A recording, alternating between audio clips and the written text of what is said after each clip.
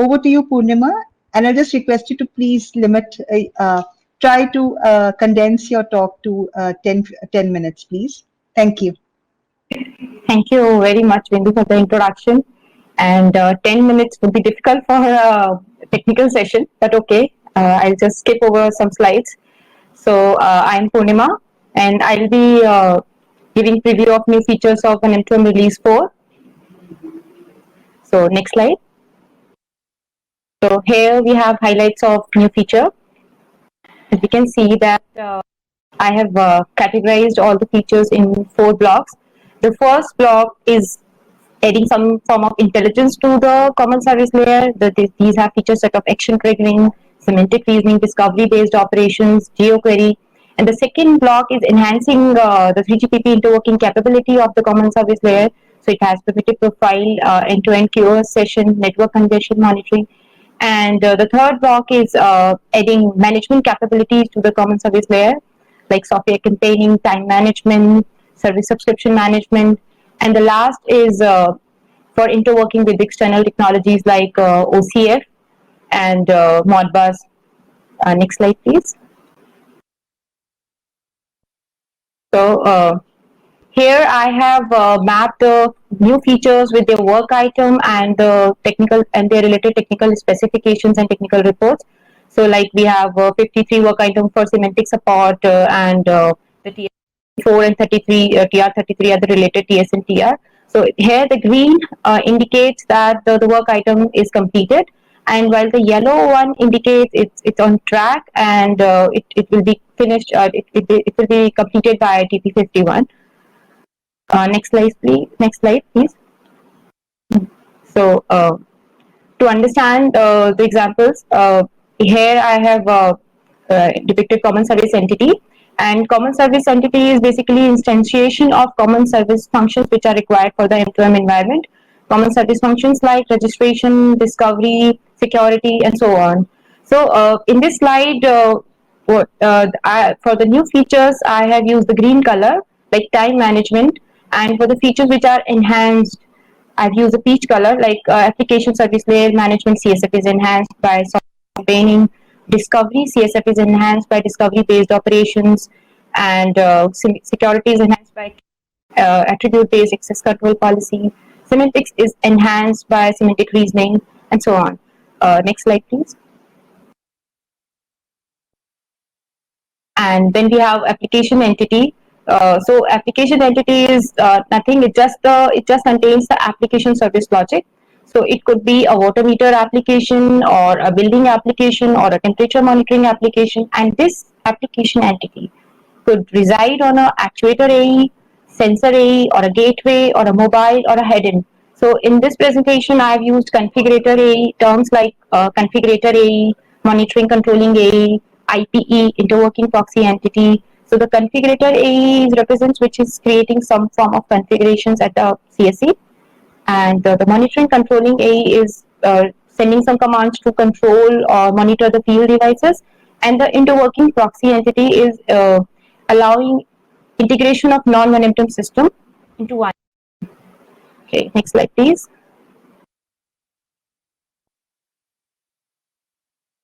Okay, so now we come to the first feature, which is action triggering.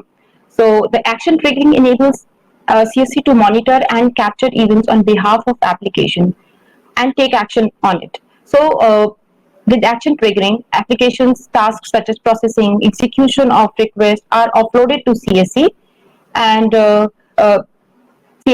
application is free of doing those tasks. So in this example, like some actions are configured by a configurator AE, and there is a water sensor application and actuator application. So whenever the value is greater than X, it is fine. But as soon as the value goes below X or equal to X, then actuator application needs to be notified. So this feature is very useful for application having some constraints such as network connectivity issues, battery and power limitation, or processing limitations. Next slide, please. Then the process management is just a layer on the action thing. We just discussed the action triggering. So it's just a layer. So if we have sequence of actions, So that can be managed through process management. So it enables management of states and actions. Next slide, please. So next we have semantic reasoning. So semantic reasoning enables CSC to derive new relations knowledge based on existing facts. So it is achieved by defining some reasoning rule set, and by applying those reasoning rule sets, CSC can derive more further information for optimal results for the semantic operation. So we have just this example. Next slide, please. So in this example, we have a smart city application and camera sensor, smart city application on the right hand side, and camera sensor building application on the left hand side. So camera sensor is sending data to the CSC, and the building application is sending data. So without semantic reasoning, it has information like camera is located in building 1 and building 1 is managed under zone 1.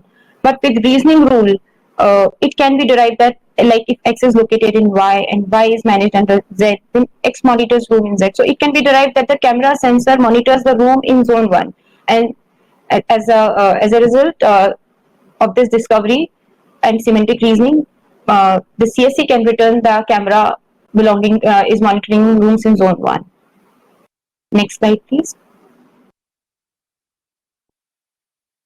Okay. Then we have discovery-based operations. So previously with discovery, we were able to find the addresses of various applications based on some criteria, some text or combination of keywords for time conditions. Discovery-based operation, we are not just able to find the addresses, but we are also able to perform operations on those addresses in just one request.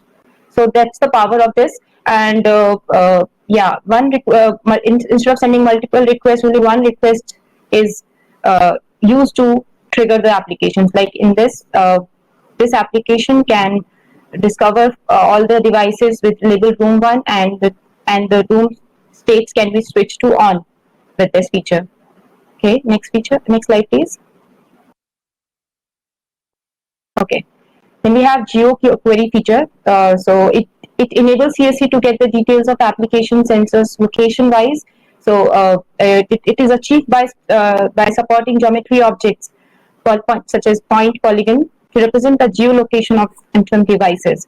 So how it is achieved? It is achieved by storing latitude, longitude, coordinates of various devices. So with if an application wants to derive what devices are present in a given location, for example, in a Mehroli location, that then geoquery feature can be used to get such information. Next slide, please. Okay, so then we have a primitive profile feature. So this feature is very important to because it enables CSC to reduce the size of messages flowing back and forth between entities in the OneM system. So it defines a message template. We can just discuss an example. Move to the next slide. So as you can see in this, various templates are defined by a configurator application at CSC. So this AE is a constrained device, or it is an NB-IoT device, and it cannot support a big message. So it will just send a small message, and CSC on its behalf will complete the message by applying the template. And similarly, when CSC wants to send a notification to an actuator device, again the CSC will apply a template and reduce the message size to the requirement of the application. So this is a very useful feature for constrained and NB-IoT devices. Next slide, please. Then we have end-to-end QoS session feature of for 3GPP interworking. So it to establish a data session with a specific QoS, for example, low latency and or jitter and priority handling. So in this example, like there is a configurator application which is configuring E2O QoS session requirement at the CSC, and CSC on behalf of this application subscribes with the 3GPP network and requests for a quality of session. So whenever any application AE2, for example, in this case, wants to communicate with the AE1 of this feature, required QoS can be established with this application. Next slide, please. Then we have network congestion monitoring. So there could be a case that the various locations are very congested and have high level of network traffic there. So with this feature, it enables CSA to get the network status information from an underlying network. So in this example, a configurator application sends a network monitoring request to CSC, and CSC in turn contacts to 3GPP network and sends a monitoring request to 3GPP network. And in the response, it gets the level of congestion or the number of devices or the location of the devices by this feature. So when the AE figure out that okay, there is a lot of congestion in this area, so it can scale down the request for that particular area and might begin the processing at some other time. Next slide, please. Okay. So then we have time management functionality. So it allows time synchronization of IoT devices with the CSC. So absence of which may lead to request rejection or storage of inconsistent data. So just move to the next slide, please. So okay. So here we have a configurator application and which configures URIs for applications which wants to receive beacon notifications for time synchronization. And here we have CSC. The current time is 3 p.m. But the one application has time configured to 2 p.m. or other application has time configured to 4 p.m. So the time is not synchronized. So using this functionality, when the AE1 sends data to the CSC, again the CSC can synchronize time for this request from AE1 on behalf of this AE, and also it can send notification like it is sending notification to AE2, and on receiving notification, AE2 can synchronize its time with the CSC. So next slide, please. Then we have software campaigning feature. So it allows to manage software for multiple devices, for multiple field devices. Using this feature, a CSC can trigger installation, uninstallation, activation, deactivation of software on IoT devices. Next slide, please. So in this example, there is a configurator application which is configuring software campaigning requirement for a set of AEs like AE1 and AE2. On receiving this software campaigning request, the CSC on behalf of this application can install and update software and install software on these applications. Next slide, please. So then we have service subscriber, user, and profile restriction feature. So first of all, service subscription management is a technical part of contract between service provider, M2M service provider, and application provider. With release 4, we have added several enhancements to this functionality. Now, like M2M subscribers, M2M users can be mapped to the service subscription, and the various restrictions like the request rate from the applications, and like the number of data instances that an application can save. These restrictions can be defined by a CSC. And in this example, this configurator application configures subscribers, users, and service subscription for its M2M application provider. Then with this, and there are two AEs. So AE1 is sending requests as per its service subscription agreement with the CSC, and AE2 is not sending the request as per its service subscription agreement. So as you can see that the green indicates success and the red indicates a failure here. So with this feature, CSC can apply those restrictions to these AEs. So the request from AE1 is accepted while the request from AE2 is rejected. So restrictions such as incoming request rate and maximum container and so on. Next slide, please.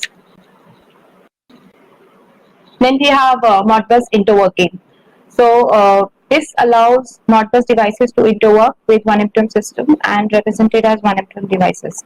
So like there are several Modbus devices on the left hand side, and they are coming to CSC through an IPE, which is an interworking proxy entity, and this IPE registers to the platform and represents devices in the form of 1M2M resources. And now with this feature, all these devices can be controlled. So at the right hand side, we have monitoring and controlling application. So this monitoring and controlling application now can control Modbus devices without being aware of the Modbus technology.